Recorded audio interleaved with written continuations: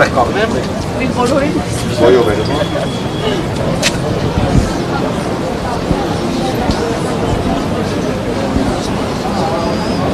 Պարոն Ավազյան, նախ կխնդրեմ ձեր մեկնաբանությունն ու գնահատականը Տունե Գագիկ Ծառուկյանի շուրջ ունեցող այս ամբողջ իրադարձությունների շղթային,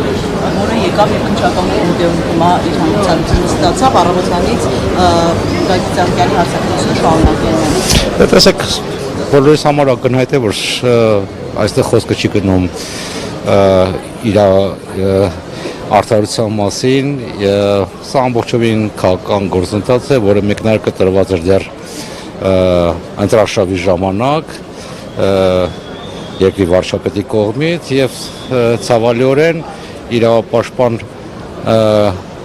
կառույցները կատարում են իրենց իջեցված հանձնարարականը եւ սա մեծ հարվածն է Հայաստանի ժողովրդավարությանը եւ մենք կոչ ենք արել մեր միջազգային գործընկերներին,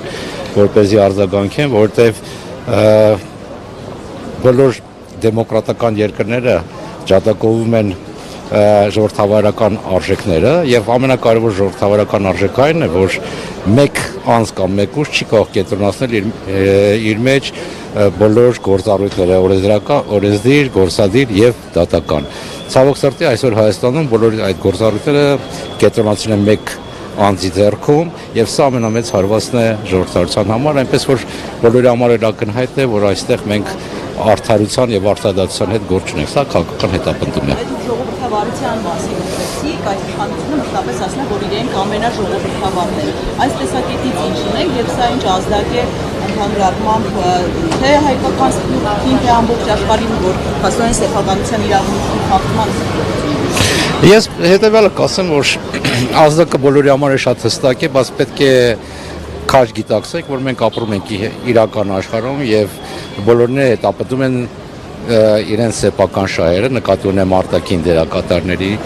դերակատարներին, բայց իրենք էլ ժամանակի շատ մեծ դաս են քաղել, որ աջակցել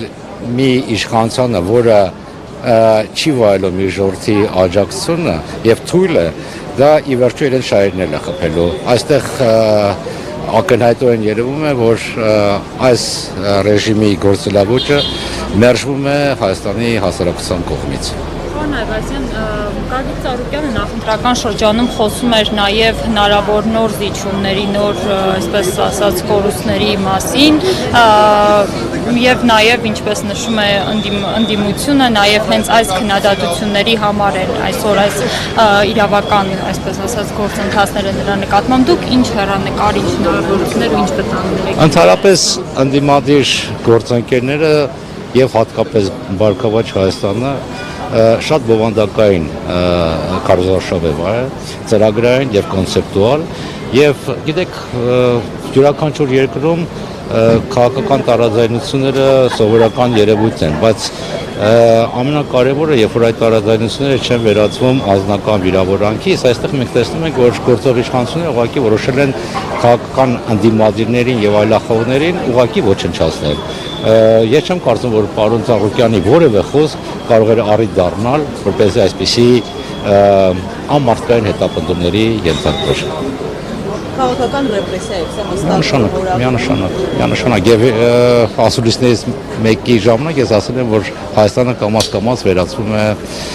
կենտրոնացման, համակենտրոնացման ճամբարի եւ կարծում եմ արդեն բոլորի համար ակնհայտ է։ Այսինքն այս վախի մթնոլորտը այդուհանդերձ սերմամուն տարածվում է։ Վախի մթնոլորտը իհարկե կարծում եմ արդեն բոլորի համար շատ շոշափելի է, բայց ի վերջո սա մեր պետության համար է մահացու հարված, որտեղ ես այսօր էլ հրապարակել եմ մի հոդված, որ Հայաստանը գտնում է 3 ռազմավարական ճգնաժամների միջև եւ դա ներքին անկայունությունն է դիմադրողականության իմաստով եւ ռեգիոնալ ճգնաժամը եւ համաշխարհային ճգնաժամը եւ որպեսզի մենք կարողանանք հաղթարենք այս ճգնաժամները նախ եւ առաջ պետք է ունենանք ներքին համերաշխություն